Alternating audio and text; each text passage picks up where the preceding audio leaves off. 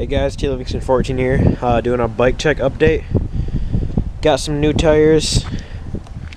The Fit FAF 2.3 tires, tan walls. Got that front and rear. I'll just run over my more bigger parts, I guess, real quick. S&M Perfect 10 bars.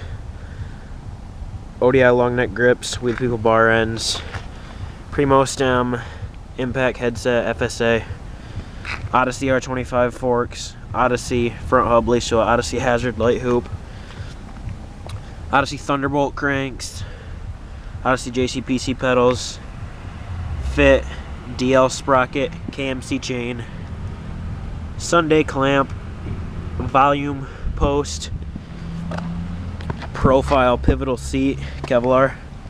Back hub's Primo mixed cassette laced to another Odyssey hazard light. Yeah, just kind of want to do an update now that I got my tan walls.